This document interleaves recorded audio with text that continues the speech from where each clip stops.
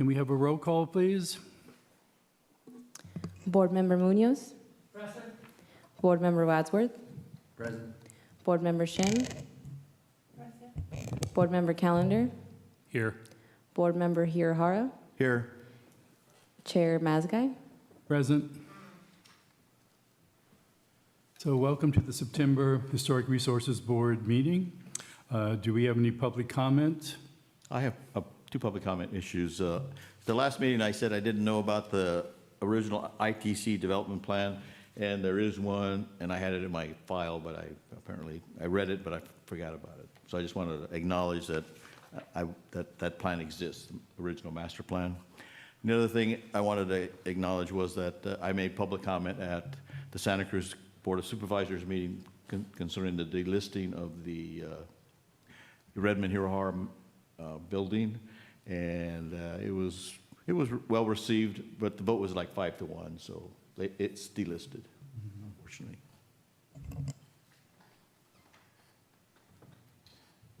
And I might add that Eloise also participated in the meeting via Zoom online. Okay, thank you. Are there any other general public comments?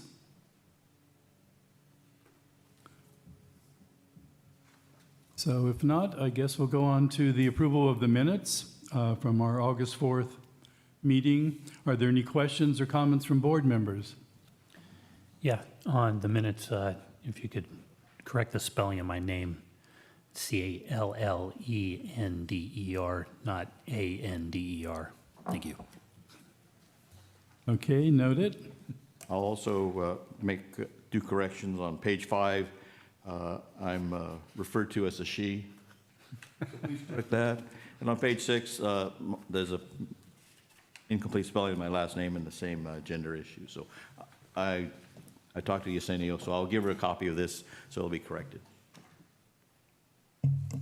And I'd like to also mention that in discussing the copy of the Field Guide to American Houses, where they're going to be held, and the impression was that I was going to personally take one, but that is not correct. We, I think, decided that it would be best to leave it at the Development Permit Center office so any member or the public can access it. Oh, I want to make a correction also on the minutes. It said that I referred to the California Preservation Foundation, and they misspelled one of the names. It's Etan, E-T-A-N, Rosenblum, who gave a lecture about landmarks. And it also says that I was going to send you all the links to those, but actually on YouTube, the California Preservation Foundation has a YouTube channel, and both of those things that I went to is on there. One is about the Los Angeles landmarks, the Southern California landmarks by Etan Rosenblum, and the other one is Insights from a Landscape Architect, Lori Matthews. So if you just go on their YouTube, you can see them. Okay, so maybe after the meeting you could convey that to Yesenia so she has all of it the way you think it should read, and maybe the YouTube link could also be shared so all of us then can quickly go on to there when we want to. Okay, any other comments or questions?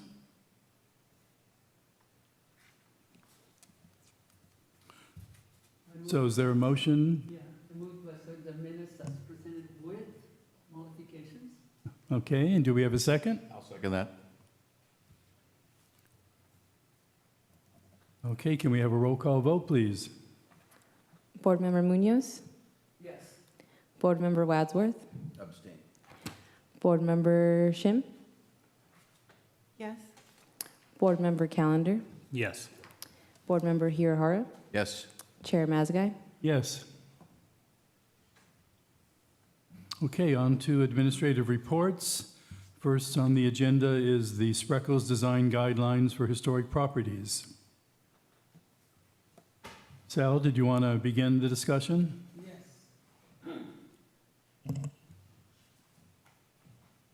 The Spreckles design guidelines, very comprehensive, and they describe very clearly all the different types of buildings that is within the historical area in Spreckles. Excuse me, Sal, could you turn your microphone on? Oh, I'm sorry. Okay. Okay. The historical resort, the historical design guidelines for Spreckles, which were published in 1999. It describes all the different types of historical buildings, from residential, commercial, and otherwise. They describe very thoroughly what makes them very unique in all the different styles. And also, they have one section that has a design process. What we have to look for when we have a building that could come up in front of us that we could review.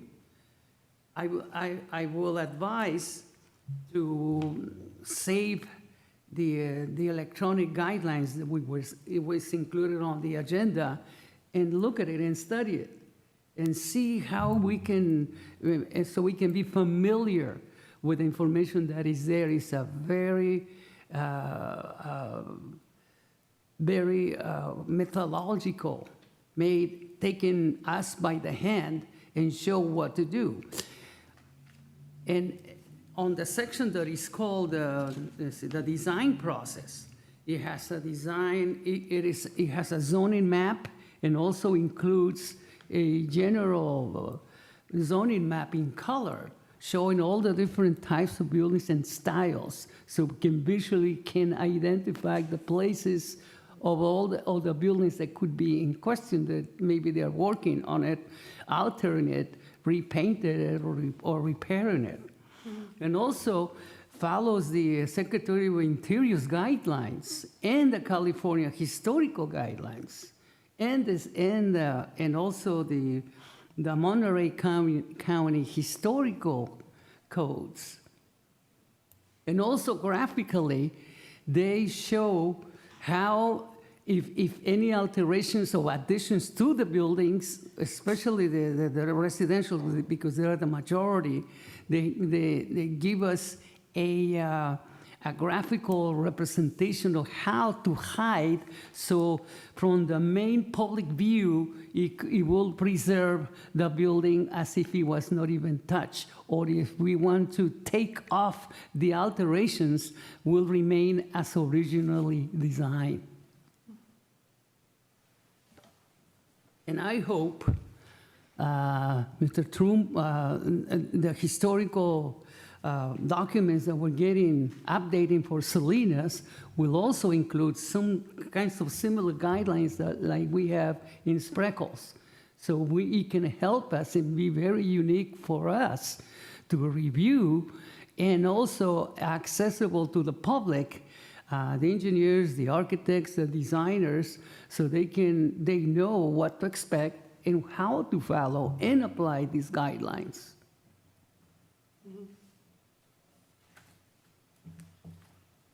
So I'm curious, Michael and Sal, with your type of occupation, have you been involved, don't need to know names or anything, but have you been involved with any permit applications for homes in Spreckles that are in this historic district?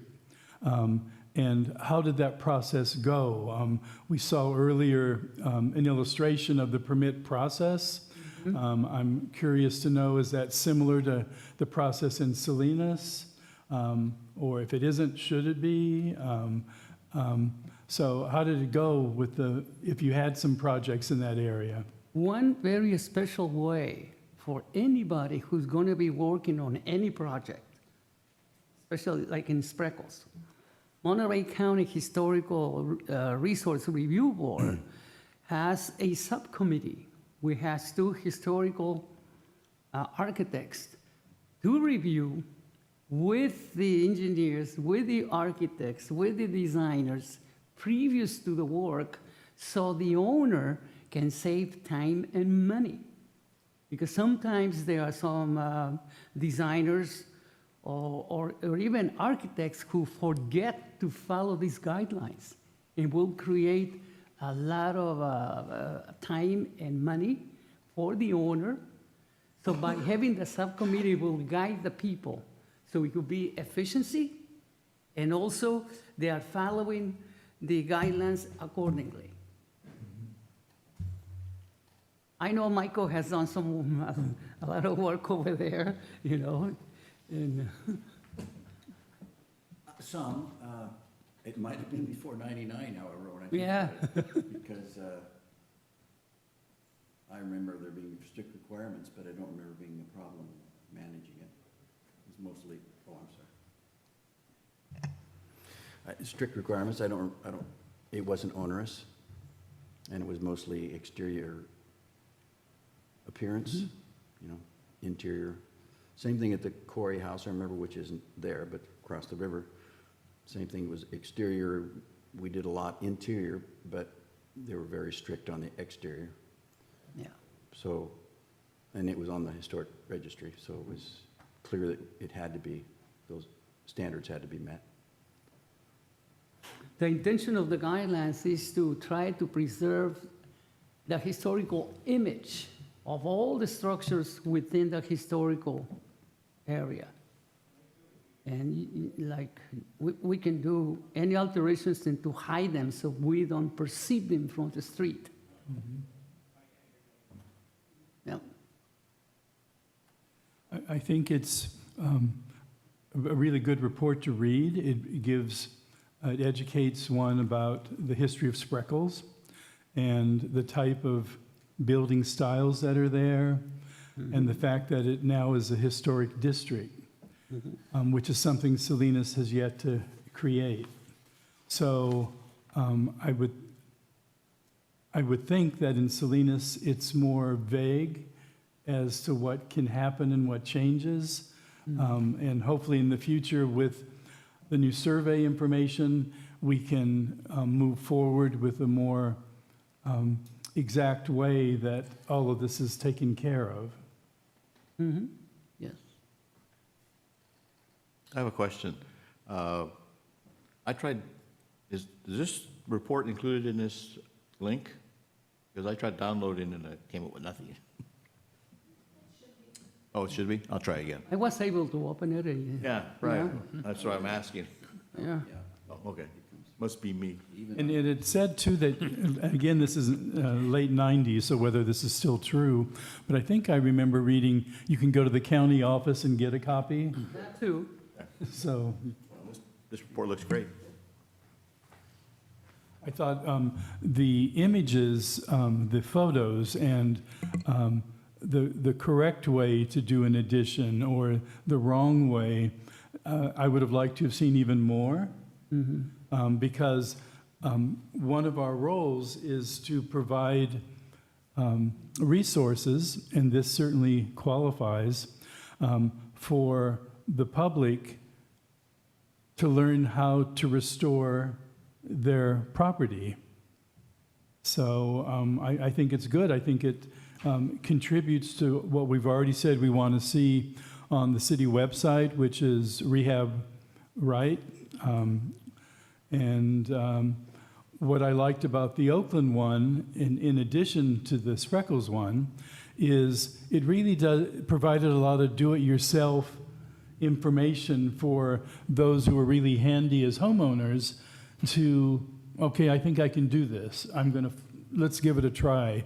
Whereas this one doesn't. You almost need outside help unless, but they all contribute. It's more, the more of these we can have available for the public to access, I think the better it is, and we're fulfilling our role when this historic board was created. In the report, there is a permit application process guideline. I think I saw it on the screen. And it's very easy to follow. And on the next one, it has another graphic showing that permit application process for discretionary permit. So that way, anybody can go and through the process, like going to the city, get the information on the property, and then make an application that previous to even starting the plans to come and in front of us and get maybe a subcommittee to sit down with the owner and the engineers or the architects to review, to follow the process. Well, I'm guessing probably that the permit process is by now, because this is 1999, so by now it's streamlined, hopefully. Yes, Grant? That could be questioned. So to clarify, this is for the county of Monterey, and that would be Right, the... this is for the county, the but I counties, mean yeah. for us. That's right. The city has updated its permit processes, most recently to go to paperless permitting. So you can check out our Permit Center annual report for more information on that. Okay.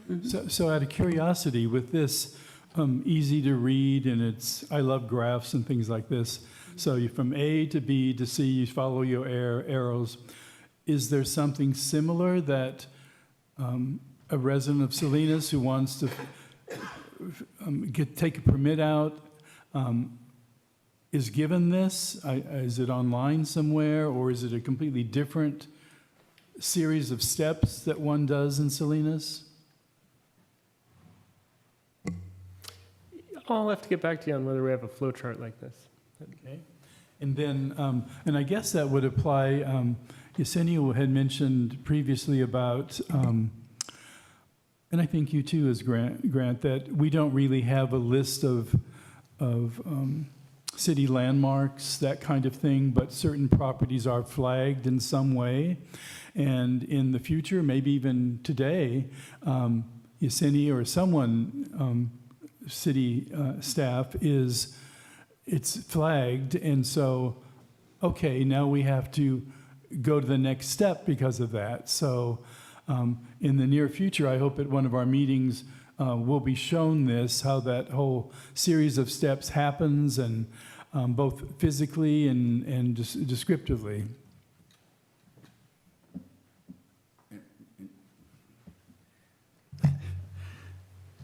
And if we have such an instruction on that process, I think it'd be fascinating to hear from the city attorney on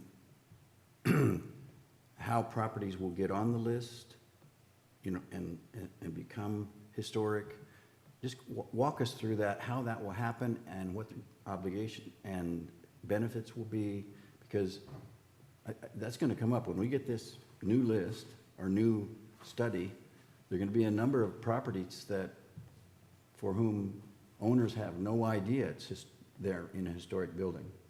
And it's going to be, it would be interesting to know how they become informed of that, and what does it mean to them, and all that. And it's a legal issue, I think. It's more than just a historic interest issue. There's some property values and rights issues that it'd be fascinating to hear from the city attorney how that will happen, because this is going to be this will be potentially a shock to a lot of people, and we should know what will happen, and they eventually will need to know what will happen. I've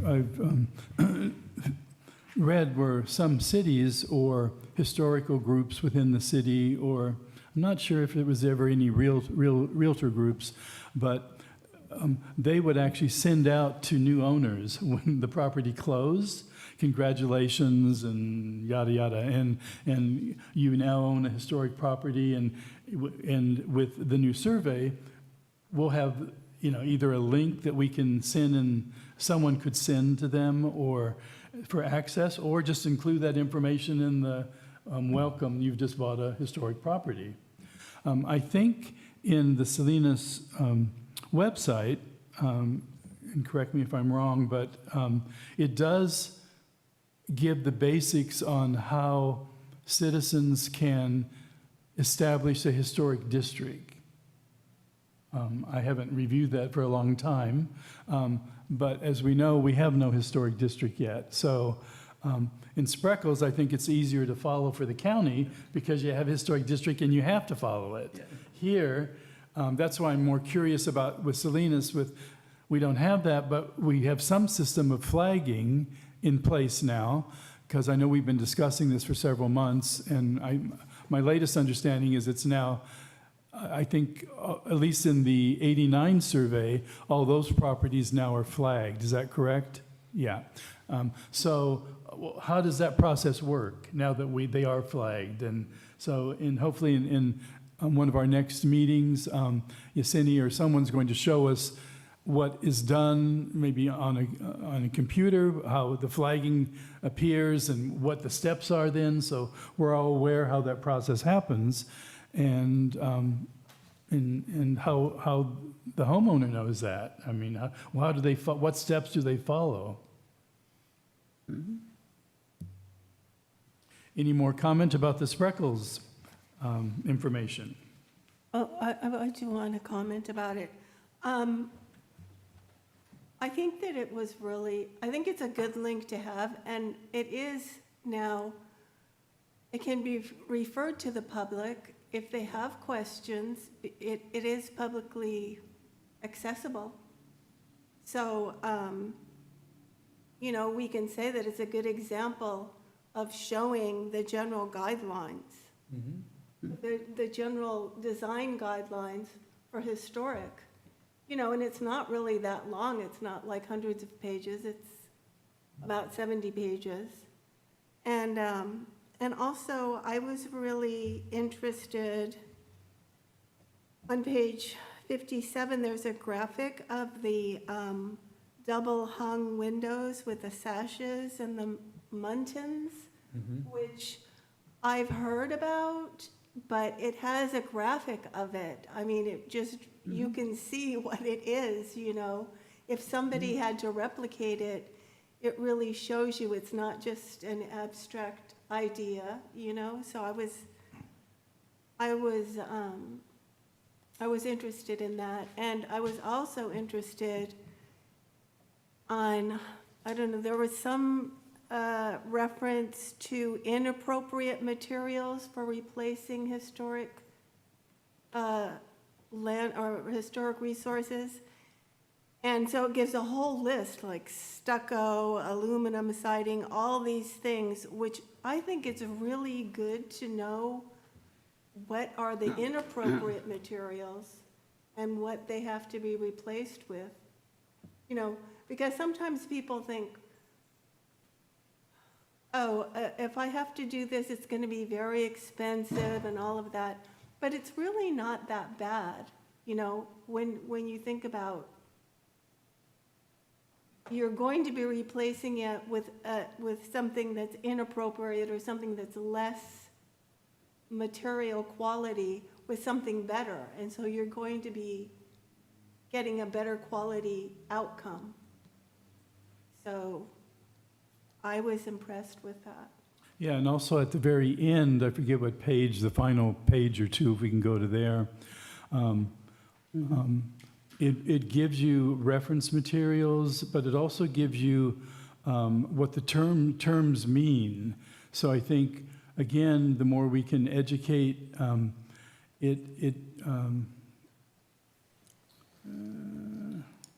appendix. there you go, pediment, see the appendix, and then it mentions, it describes each of these from page 70 on, which I thought was really helpful.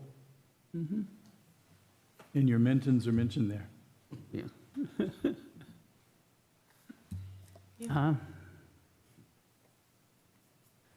Let me see. Sal? I would suggest to hire someone, if all possible, Ken Seavey, who make the very first studies for Salinas, who has already the starting point or the methodological way of looking at the Salinas homes and how to make any alterations and at the same time protecting the historical integrity of the building and or the house. And it would be advisable to have our city council members to be present so they can understand what these documents mean, because we only advise how to apply these guidelines. And together with a permit center, especially the planning department, they can understand how the process works and how we can implement that accordingly to protect the historical buildings. Yeah. Good idea. I think the guidelines are already there in a number of cases, and they're repeated in the Spreckles report, in the Oakland report, in any other city that's done a good report. That's the gold standard. That's what you do material-wise and how you proceed and to how you restore something. So I don't think we need to reinvent any of that. I think what is going to be so informative to us is when the new survey information is released. And with that, I think we can do amazing things. Mm-hmm. No, the reason why I'm suggesting that, because we got this as an example. We got the Spreckles guidelines. They can take us by the hand and explain the reason why this document exists and how it protects a historical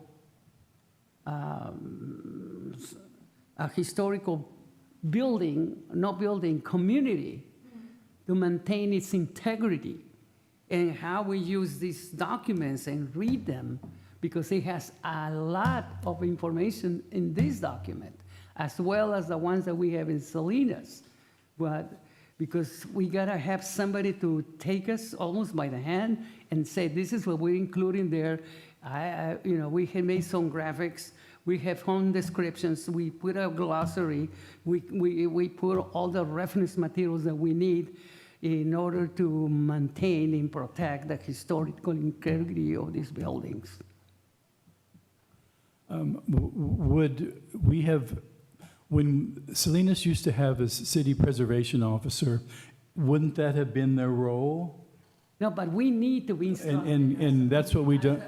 As a committee, as a commission, so we can understand how we are applying this to review any buildings or any projects in front of us, and how we work as a team from the planning, from the building department, the planning department, and with the client, the project who are working on altering the buildings, so they can come back to us and we have the necessary tools so we can make the right decisions following these guidelines. So Grant, maybe you can give us more guidance on this. It seems that with again, we don't have any historic districts, so we aren't regulated. We aren't able to enforce this currently, but we do have a flagging system for significant buildings in some way from the '89 survey. So wouldn't that process begin once the flagging starts and the city staff learn what the owner wants to do? Who tells them, yes, that's correct? Or, I mean, we can be consulted, but ultimately there's someone else responsible for saying yes or no. You have to change that, or that's fine, you can proceed, right? Mm-hmm.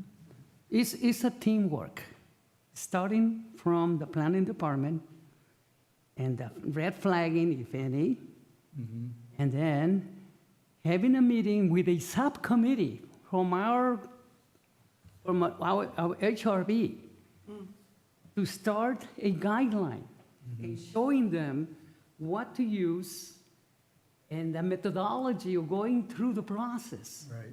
Well, I think, it's been a while, but didn't we see that process with Heirloom Pizza, that building, the old Newberry building on Main Street? I remember attending a meeting a year or two ago, 3 years, I don't remember how long it was. I wasn't on the board yet. And the architects and designers presented color samples and designs of what was going to happen. And HRB then gave their input. And I remember you giving some. And it then went the next step. So it seems like we have something like that already in place, don't we? Yes, that's correct. The general process for historic reviews is outlined in our Historic Resources Ordinance. Of course, we're always happy to do some additional training for the board. And then when major projects come along, such as one Chair Maskey mentioned, that would be where that larger process kicks in. Yeah. But in the meantime, if we want to do a training for the board, that's easy to do. And then if we want to continue to work with the subcommittee on creating Salinas-specific guidelines, that would be something to continue, especially with the new survey information coming up. So when you say training for the board, what would that mean or entail? I'll defer to Board Member Munoz, as he was the one who had mentioned training. So we are aware of all the tools necessary for us as an HRB, how to make decisions that they are following all of these guidelines, historical guidelines, from projects that are presented to us. Then we make advice to the city council. And at the same time, by the reviews that they have on the permit center, which is, it is the planning department finding that that place is historical, and the building department saying they are following all of the ordinances, all of the codes to achieve what they are doing on a historical building. So would it involve the board for its training to be given whatever codes are in effect with the city of Salinas with this type of permit process? We then study those, and we're all using the same criteria then. And then in the future, Yesenia, Grant, or whoever would say, okay, we have property at, I'll make up an address, 8842 Main Street, and they want to do A, B, and C. HRB, what are your, and here's what they want to do. What are your thoughts? So we would then become part of the process, right? Yes. Which currently, unless it's a major project, it seems like we aren't, right? So is that what you're wanting to do? Any project that is, or If it's flagged, if it's flagged. that could be historical because it's 50 years or older, that Right. could qualify. Right. Well, we know 89s, and we soon will know, I'm going to call it the 2026 survey, because that's when I think it's probably going to be completed.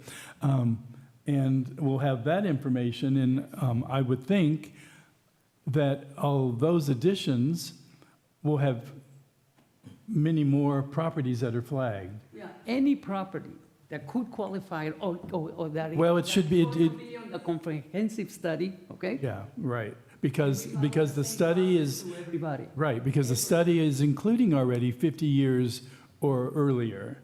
yeah. So we need to assume has been done correctly. Yes. Well, can I just suggest maybe in the permit process for it, anybody who wants to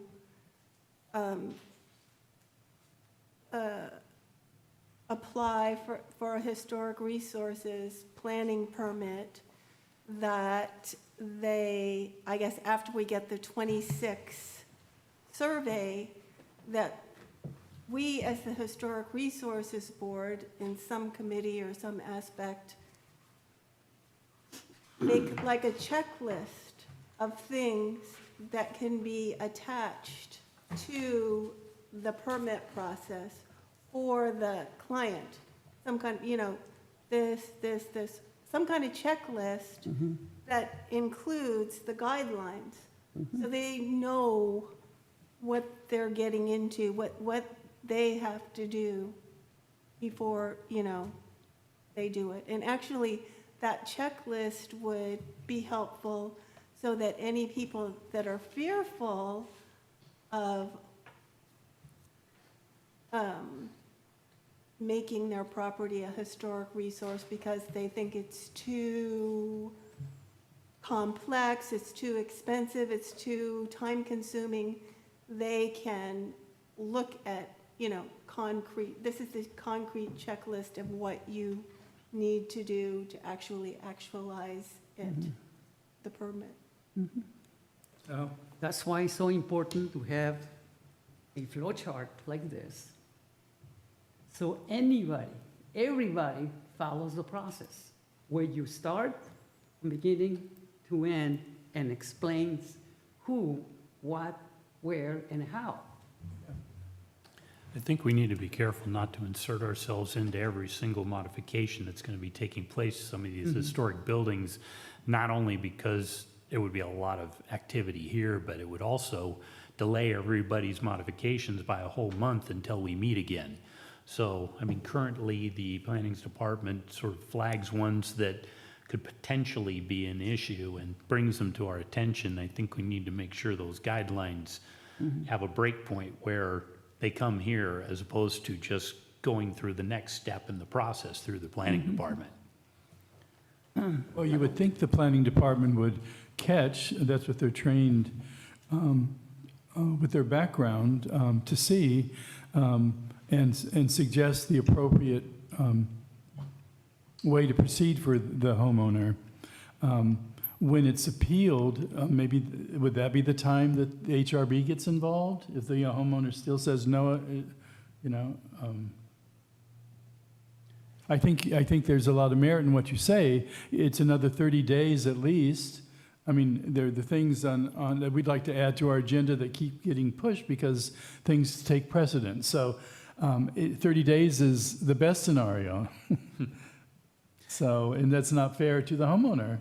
Right, exactly. And I think the planning department right now, from previous discussions, has said that, unless something looks like it's a concern, that it goes through to the next step in the process, unless it looks like it'll be a concern or something that needs to be brought before the Historical Resources Board. Correct? Okay. I have a comment. It seems that really the hangup is about identifying these properties as opposed to the process. I think the process may be in place already, so let's not try to overthink this too much. But the question has been in the past that how do we identify or flag these particular properties? And we're waiting for this new survey. This hopefully will simplify the process or make it very clear. But I think there's two things involved here: identification and flagging. And then the process itself, I think the process is there. Maybe we don't have the flow chart built in, but if that's all that's needed, then let's do that. But sometimes they're going to, I think we're supposed to advise, not oversee every alteration in the city. Yeah, I think one of the advantages of the Spreckles report being online for Salinans and other folks to review is that it's educational, it's a resource. And I think that's one of the roles that we have as HRB. So fine-tuning the flagging process and that kind of thing, I think that's going to come more once the 2026 survey is out and we know the inventory of what's significant, and we'll have more to talk about and how we should proceed then. So I think besides the Spreckles survey, are there any other suggestions? And it doesn't have to be at this meeting, but if you see something else that you think is useful, let's bring it up. The more resources available to the public, the better. It's just a link online. It certainly doesn't cost anything. The question probably more for Grant than others, but I've been on a design review board before, which was terminated. Does Salinas currently have a design review board? And if so, how do we interact with it if it exists? No, the city of Salinas, no, we have a planning commission and the historic resource board and city council. So we no longer have Not a design review board at all? Sal? That's why it's so important for us to be trained and informed, so we can apply all of the guidelines for any of the historical buildings. And also, to save time, the 30 days, if we have a subcommittee of experts that can talk to the clients, to the preparers of the plans, before they come, they can even start doing modifications of working on the historical building. So they know, and it will be part of the flow chart. You can have this one here, and if you want to make any alterations of anything, it could be very so minor. Maybe it's the roof from one type to the other, but normally the materials has to have the look, the original look, historical look of the building. That's what's the most important thing to do. Well, so for that training, which there's no reason why that has to be delayed until the survey comes out, perhaps Grant City staff could share, give us links to design guidelines that are currently used or should be used, and we can begin studying those and learning about all of that. So is that something that could happen soon? Yeah, absolutely. We'll work with the chair on when we can work that into the agenda, and then we'll research some best practices for historic guidelines Okay. for rehabilitation. So is it something I would need to add as an agenda item then, or can we just have it something as it's already an agenda item then? It'll just be listed at some point? Correct. We would agendize a training on it, and then we'll have the resources attached to it. Okay, good. All right, any other discussion on the Spreckles report? There's no action required, but any recommendations?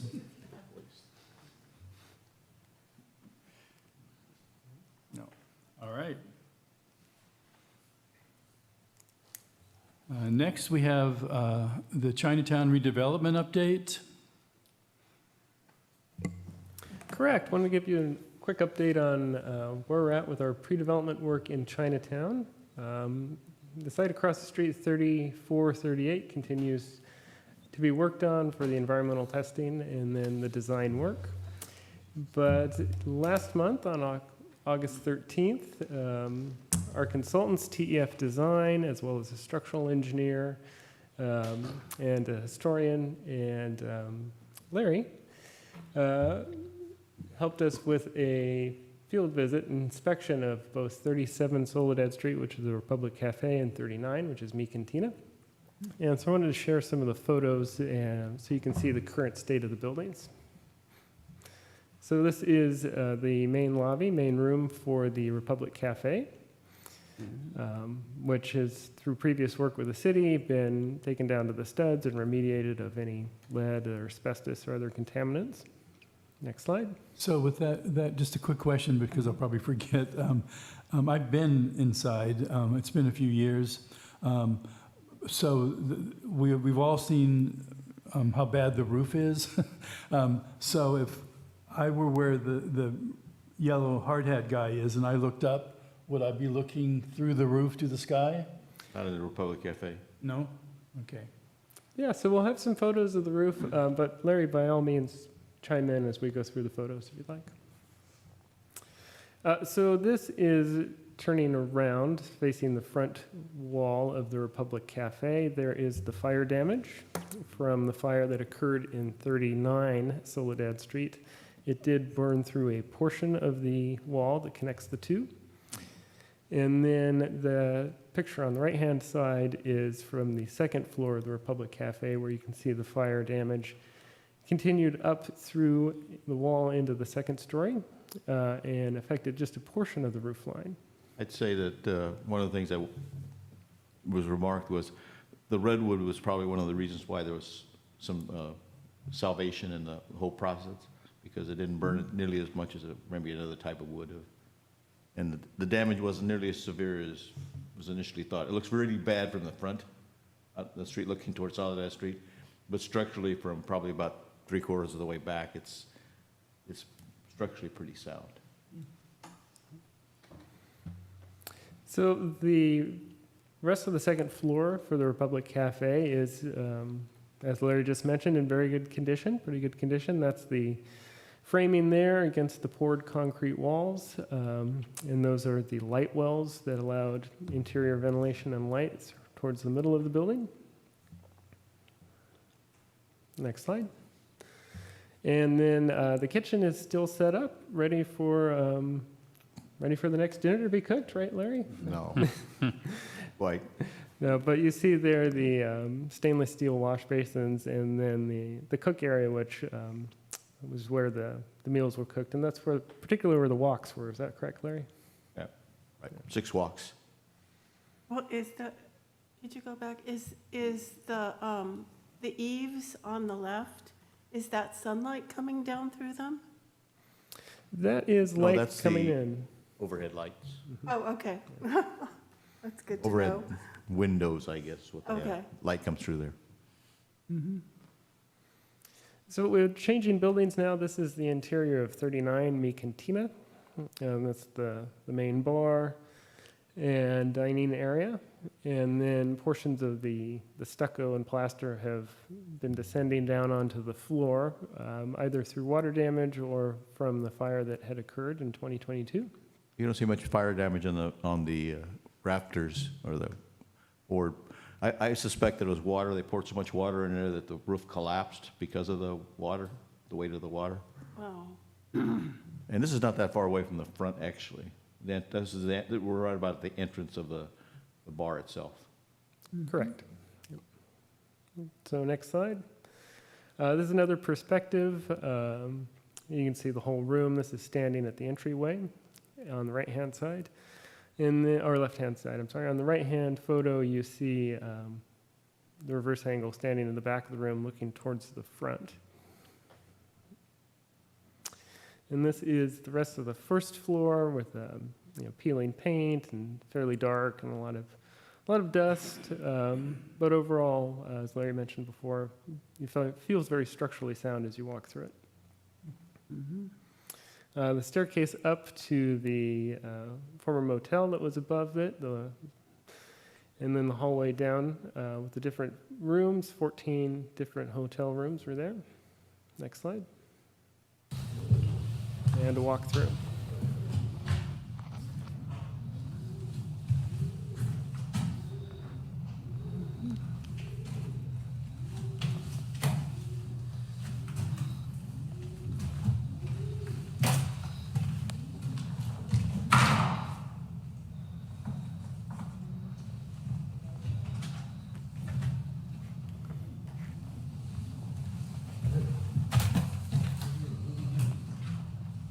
Lots of pigeons.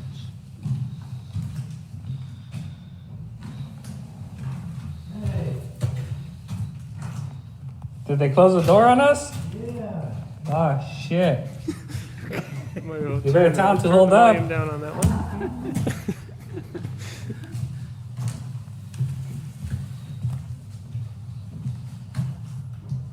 These rooms, all the rooms had common bathrooms.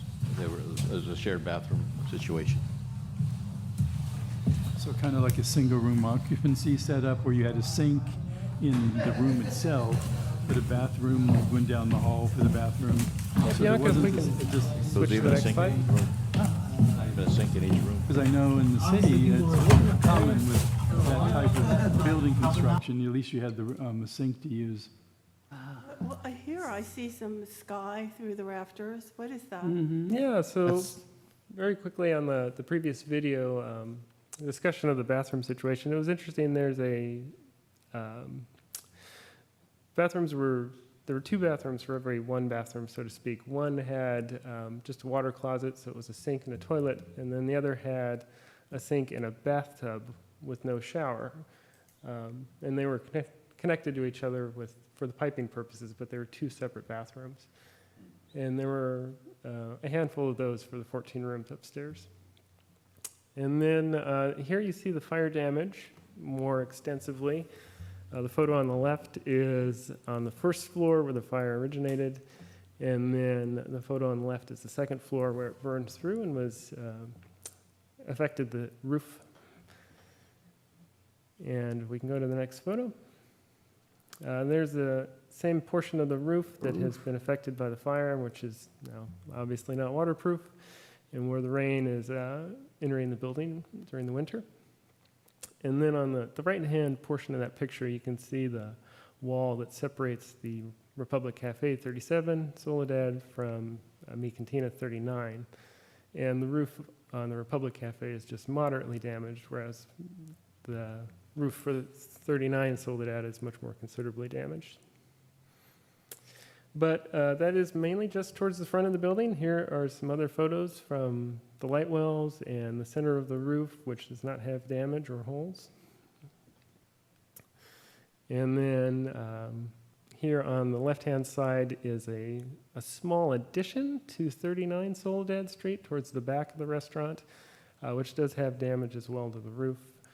But then on the right-hand side is the new roof for the Republic Cafe, which was done in 2012, 2013 timeframe, and is still in very good condition. Next slide.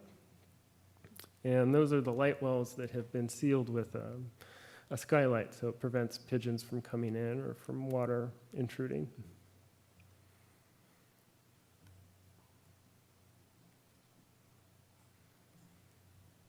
And so those are the photos we have to share in terms of next steps. We are moving forward with a cleanup service to come in to remove any dirt, debris, fire damage, to further seal the buildings from either human intruders or the pigeons or other animals that are entering the buildings currently, and then to make them temporarily weather-tight for the winter through a tarping type situation so that we don't have any more water damage this coming winter. There are a few fleas, not that many. So is it going to be for all the buildings or just the Republic Cafe, or Republic Cafe and the other buildings? Republic Cafe and 39, so 37 and 39 together. So the other building, I think, is the Lotus Inn, was its name. Okay, and then the other thing that I wanted to know about was, in terms of the safety of the public structures, on a scale of 1 to 10, what is the safety code? I mean, how do they meet the safety code, the historic safety code? Do you know, or? No, well, obviously they're currently boarded up, and there is fencing on the sidewalk in front of the building in order to keep people away in case of any safety issues. And so what we're doing moving forward would be part of the stabilization is to remove any safety hazards, and then the next phase would be any structural repairs that are needed in order to make sure it's structurally sound. So the chain link, I'll call it a fence, but it's almost like a folding something that's in the front. Seems to, Moses comes and divides it frequently, and you see whoever wants to live behind it. Is something being done to prevent that? So since we had a fire that caused all this to begin with on the first floor, what steps are being taken so we're doing everything we can to try to prevent that again? It was my understanding, we had the discussion with the structural engineer and Don Reynolds is kind of the lead person on the development of this, that they had 2 goals, and they wanted to, I think they have the funding, and they wanted to accomplish it by March, is one, structurally, make the building secure, not free of weather damage, clean the inside out. And the third thing was is securing the property, properly securing the property, which is different than whatever's there right now. So they're gonna come up with a suggestion. That plan hasn't come back yet that I'm aware of. So is 39, I know that's where the fire was, so it's logical it's probably in worse condition than 37, but is it pretty solid still in spite of what happened to it? Yes. That's from our initial reconnaissance, yes, except for the portion in the front where the immediate fire damage was. The wall's kind of lean, whenever you see the wall leaning forward, that's obviously requires a lot of work. But I'd say that structurally, the vast majority of the buildings are in good structural shape. Well, we know that one of the best contractors in Salinas at that time is who built it, Sven Trondheim. So it was in good hands in its construction. So it'd be great if the two buildings ultimately are restored and part of the... The current registration, National Historic Registration, is only for 37 right now, currently. There was discussion at this time to also register 39 as well, just because it's, well, one APN. So, you know, I think the significance is probably the same on both buildings. And we know significant architect designed 39 as well, was Butner's work also. Of course, he did 34 also. But that, yeah, well, it's the same design. I'm sure that the family, 34 was a joint venture. Wallace Atai Sr. was the contact person because Bo Chin wasn't a citizen. So he pretty much, how they developed those properties was through their gambling revenue. They paid cash for everything. So, yeah, speaking of the finances aspect, so how much is going to cost to clean it up and secure it? Do we know that, or can we know that? Because I just want to say that I kept a table of the Chinatown Neighborhood Improvement Project according to the CDBG for the 23-24 budget. And they were allocating $230,000. So, just to let you know, That's just CDBG funding, so. yeah. Yeah, so to the question of how much it will cost for the cleanup, we've issued a request for proposals to cleanup companies. We have not received those yet. And so when those proposals come in, we'll be able to answer, how much it'll cost and what the schedule of the work will be. You don't have any kind of like ballpark of it? Not really? Not at this time. Okay. But also the structural engineer is going to come back with a proposal also, right? Correct. For structural integrity and security. Yeah, stabilize the building.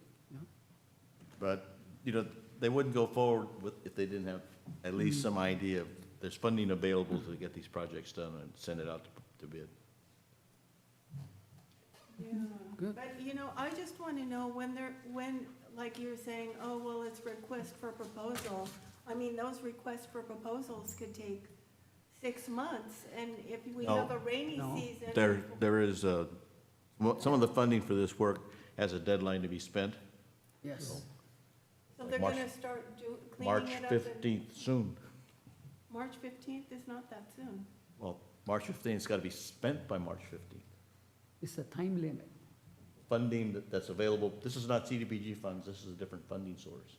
Well, but when are they gonna start Cleaning up, cleaning it up and making sure that the rain doesn't do more damage? I would say that, well, within the schedule of being spent by March 15th, probably, well, because of the rainy season, hopefully they'll start it sooner rather than later. They're going to have certain requirements. Yeah. Well, they're going to probably tarp part of it and then do the significant, weatherproofing after the rainy season. But in order to secure it, that's part of the process. Yeah, I'm so looking at Grant because I think he has a better idea, do you? Or you just don't? to answer the question of when the work will start, We've requested that the bids be returned this month, so then it would be evaluated, contract would be awarded, and then within that bid is their schedule of work. So really, within the next few weeks, we'll know what the bids are, what the schedule of work is, and then we'd enter into a professional services agreement and execute the work, most likely beginning next month. How long that work takes, again, is not known at this time, but we could conceivably start work next month. So the next time we have a meeting, they won't have already cleaned it up and safeguarded it from the weather. I'd say we'll have an update for you next month. Okay. Okay, so thanks for that update. The photos really showed us the state of affairs, and that was informative. Final agenda item, looks like it's the Salinas Historic Survey update. Correct. We had actually planned on having this meeting focus on the historic survey update. There's been a number of materials been prepared, including the draft historic context statement, which staff is reviewing, as well as an initial windshield survey that the consultant has done. They've driven around the town. They've come up with recommendations for areas for more detailed analysis, including some specific properties. So those lists are being reviewed along with the historic context statement. We do anticipate on having that for next month's agenda. That'd be the main discussion item. And we can take any other comments for, if we want our city attorney here for that meeting to discuss the items that you had brought up. We can do that as well in terms of what happens next after your property has been identified. So that's where we're at. We're currently reviewing all that material now, and we do hope to have it here for you next month. So how much time will be a substantial update? That's correct. It would be a discussion of the context statement, of the survey findings, of district, identifying districts and creating them, et cetera. So it could be a meaty discussion. So there won't be any more sort of like, you know how we met at Chinatown and we met here, there won't be any more of those kind of meetings with us invited before next meeting, historic resource meeting? So to clarify, we had a meeting in Chinatown about the pre-development work for Chinatown, but we did not have a meeting in Chinatown about the historic survey update. We had previously had a meeting here in the Rotunda for the historic survey update. Now, community outreach will continue through the process, which does go through 2026. And then the next big meeting for the community will be when we discuss here at HRB the context statement and the initial findings of the survey. Is that next meeting or, oh, really? Oh, next meeting, okay, good. I needed to be clear about that. Okay, thank you. Okay, so the final thing would be future agenda items. Anything to bring up? We do seem to have a full activity for our next meeting already, so it's not like we need to scramble for something, but if not, be thinking of anything you'd like to discuss, and you can always get back to me, and it'll be part of whatever agenda items I submit. So if there's nothing else, I think it's time to adjourn our meeting. I had an announcement. That's to remind you that there is this week, the 27th of September, there is a Boronda Days, a historical event. I will advise to attend. It's very well done, and there is a lot of resources for us about the historical aspects of the city and the whole county. Yeah. Also, there's going to be, not this Saturday, but the following Saturday. I want to say that's the 18th, but I don't have a calendar in front of me. Maybe it's the 17th. Anyway, what is it? The 20th. At the first mayor's house, I think it begins at 9 o'clock. There's going to be a sale of assorted things, furnishings, antiques, curiosities. First mayor's house staff is trying to raise funds. As I understand it, they've not received any word about being included in the budget from the city, so they're being proactive. So If there's anything you'd like to contribute, this coming Saturday between 12 and 2, you can show up with what you'd like to give them to sell. Otherwise, the following Saturday is when everything will be for sale. Great. Thank you.